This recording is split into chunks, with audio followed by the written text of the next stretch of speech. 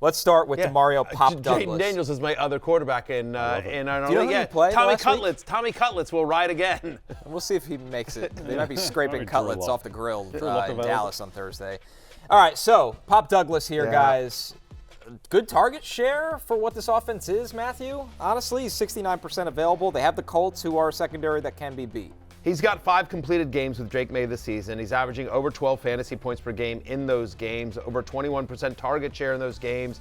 And you mentioned Indianapolis. The Colts actually allow the highest catch rate to the slot this season, so it's a decent matchup for Pop Douglas, who's available in 69% of leagues. It is worth noting, he is on a bye in Week 14. So again, if you don't need somebody for this week and you're looking ahead to Week 14, Pop Douglas can't help you. He's on a bye that week. But for this week, if you're sitting there, because there are some wide receivers that are banged up this week, we do like him against the Colts. And the same could be said for Devaughn Vele, Jay, who the Broncos rookie wide receiver, 95% available for him right now. But another guy that he can help you out this week because of the looks he's getting from Bo Nix right now, especially in PPR format. But he will not be available as the Broncos are on a bye in Week 14. Yeah, they are. And this week they play the Browns, which is, I think, a tougher matchup than some of the teams they've played recently. But the Browns have a weird defense where it's basically if Myles Garrett doesn't get home, then they are vulnerable to the explosive play. But Garrett is playing out of his mind. We'll talk about Myles Garrett later in the show. But Bo Nix just playing at a really high level, and Vele is benefiting from that. Kind of a more art house version of Cortland Sutton, but still producing all the same. Art house version. That's a new one for the That show. is And I really like that. that. Is a new one. Devaughn Vele was one of these guys that he had a good camp. Everyone was sort of surprised and like, oh, 7th round pick. Yeah. Very older, like an older rookie, 24 rookie. Yeah, but like made the team. Like what was it? Was a surprise to make the team, and then started to get significant. And he got picked up in a lot of very deep leagues at the very start of the season because of the strong camp, but then just hasn't been consistently productive until very recently. But again, over the last few games here, Bo Nix and him have started to develop a bit of a chemistry. But again, to your point, they have a bye in Week 14, so he's just usable for this week or going forward. Again, because waivers is not just about, fortifying yourself for 2 weeks from now when Week 14, when 6 teams are on a bye in Week 14, but also about the fantasy playoffs as well, right? Start looking ahead to the fantasy playoffs. Where can I add some depth to my team? Where can I make my team the strongest for the fantasy playoffs? Yep. Matthew's brain barely hanging on at the moment. It's really pressing buttons really for different frazzled. weeks. I had to drive over 2 hours to get to the. I was thinking more about the down badness. No, and I'm down bad. Honestly, seriously, like I don't even enjoy winning. I mean, I'm glad I beat Big Show, fine, whatever. But like, I didn't even like.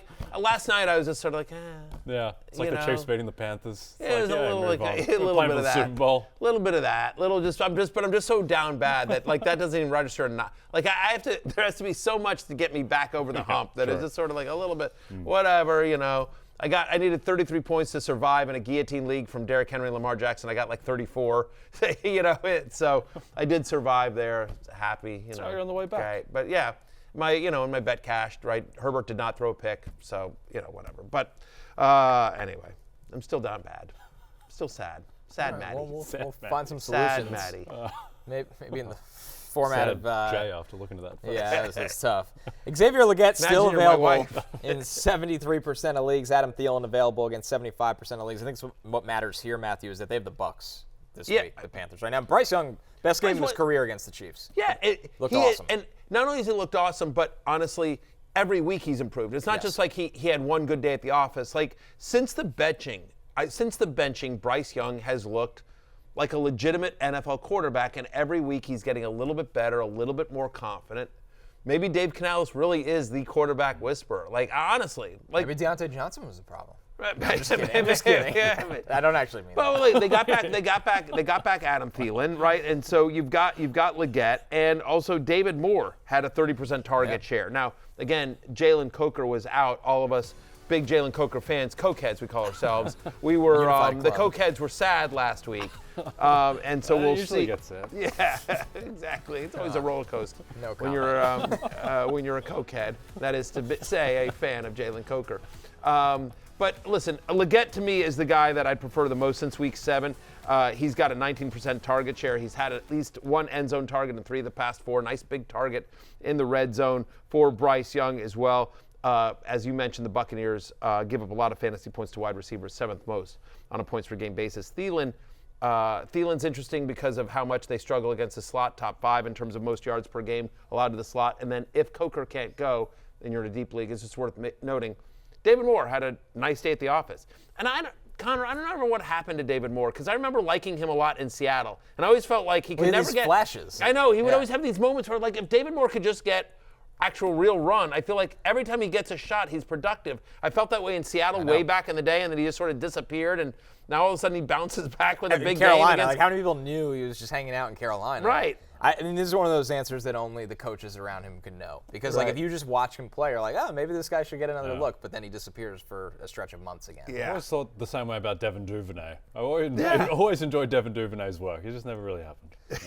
Well, I'll tell you someone who somehow is happening. Wan'Dale Robinson, the PPR merchant. If you're into Thanksgiving streaming, Wan'Dale Robinson is 53% available. He's got the Cowboys J in a game that I would like to say that you'd think they'd be chasing points, but they're only 3.5-point underdogs on the road, short week at Dallas. With Tommy Cutlets. With Cutlets under center. Explain this one to me. Yeah. Because this is my favorite line of the week right now. I know you do like it. I think the idea is that the Giants' defense isn't actually that bad It's because not? the D-line is really good. It's one of the better defensive lines in football, going up against the weakened Dallas O-line and Cooper Rush at quarterback, who may have been inflated by playing the Commanders' defense, which has regressed a bit. And also, I think there's this idea, too, that the Commanders' offense is a little broken and made Dallas' defense look better than expected. But I agree. I think that Micah Parsons coming back just changes so much. I think DeVito as well. Like, it's funny. We're talking about Xavier, Legette, and Adam Thielen. It feels so much better about their quarterback situation than Wan'Dale Robinson's quarterback situation, which is a far cry from where we've been in the past. But do you think that DeVito's just untenable? Yeah, I feel bad saying this because he's been a great story. He wasn't really a quarterback prospect. He made the team as a UDFA, which you deserve a lot of credit for. But I don't think he wasn't great at Syracuse. Like, I'm a Syracuse guy. And then Illinois. I know. So it's been like it's a little Tim Boyle-esque. Like, you're like, how did this guy wasn't great in college? How did he even get here? Yeah. Like, honestly, I know it's harsh. It's a fun story. Like, it's a fun story. But it was fun last year. I don't think it's fun anymore. Right. It's not fun anymore. Like, I know. Who do you feel Wait, great about? Are you talking about Tommy Cutlets or this show? Pete said I'm not laughing. No. Yeah. Backup producer Pete, a diehard Giants fan. He's friend of the show, backup producer Pete, because he's actually been on the show. We've had him on the show. Talking about Giants quarterbacks. We're talking about Giants quarterbacks. Poor Pete. Pete, if you want to come out, if you want to put the headset down and come out for the second segment, we can give you a tight 5. Well, I mean, it says a lot to the Giants who actively want to lose. They want to lose. Get their draft pick better. They've chosen Tommy DeVito as their chaos agent strategy to go in and lose. And it just, against the Bucs, it just didn't look. DeVito had flashes of competence last year. Like, he beat the Packers on Monday Night Football and played okay in that game and used his legs, but it just doesn't seem like he is at the level. And the Dallas defense isn't great, but Deron Bland is back, and Parsons is one of the 3 best defensive players in football. He wrecks the game. The Giants have no offensive line to stop him. Yeah. You're also traveling on a short week if you're the Giants, right, for Thanksgiving. I'm just saying, we're not doing early line alert yet, but this is one where I circled. I was like, I'll see where this goes.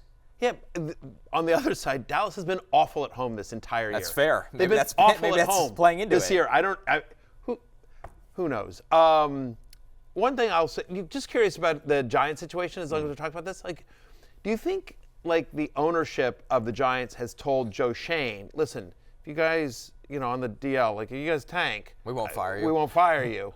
On the other hand, I have to believe that, and it's not fair because they made a business decision. Like, the Giants, I know the Giants are getting roasted for letting Saquon go. It was the right move. It was the right move. Yeah. Like, you're not going anywhere this year, and paying that much money to a running back is a luxury that a team that's losing doesn't have. And everyone's like, you let Saquon go because you keep Daniel Jones, and now you release Daniel Jones. Like, I don't think it's that simple. I don't think it's fair. It was they got the hard knock scene, like, just played out very poorly for the Giants, but it was the right football move. But I just wonder if, when you see that scene and Mara just saying, like, God, I hope he doesn't go to the Eagles. I'm going to lose sleep over it. I'm going to lose sleep over it. And then Barkley has been, like, is a legit MVP candidate with an Eagles team that has a legit shot at being the number 1 seed in the NFC, and you're just sort of like... Yeah, but the other thing people don't mention as much is Xavier McKinney's the 3rd favorite for Defensive Player of the Year. Like, there are worlds where Saquon wins MVP and Offensive Player of the Year, and Xavier McKinney wins Defensive Player of the Year. The thing and with the Daniel Giants, Jones signs with some team that has playoff hopes but loses their quarterback and leads them to a playoff win. Against Saquon Barkley. Leonard Williams is, I think, playing great. Like, there's a the lot thing it's not great right now. 2 years ago, they should have let Saquon Giants walk fans, Dream fan too. Any man at Yes. You count. You fall into the bracket. You drink free over here. Yeah, Dayball drinks free. Yeah. 2 years ago, they should have let Saquon walk and franchise tag Daniel Jones instead of giving him the contract. That's what that was when the mistake was. You could pay as you go, right? Yeah. And when things go bad, it's all right. You kind of. It's all done now. Yeah. Yeah. But the other thing is like again, hindsight's 20/20. But Daniel Jones, the mistake honestly was not picking up the 5th-year option on Daniel Jones. Like he's a first-round quarterback. You know what I mean? Sure. And the problem was Dayball and Shane were coming in that year, and we're like, this is all Gettleman's mess, and like just give us a clean slate. We don't want any, And so, but then they ended up winning more games than they expected. They go on the road to Minnesota. They win a playoff game, and suddenly they're like, all right. And like, if Daniel Jones had worked out as a starting quarterback contract, that's perfectly fine. How much is Dak making this year? $60 million? I mean, like, no, seriously. Like, the NFL quarterback contracts are insane.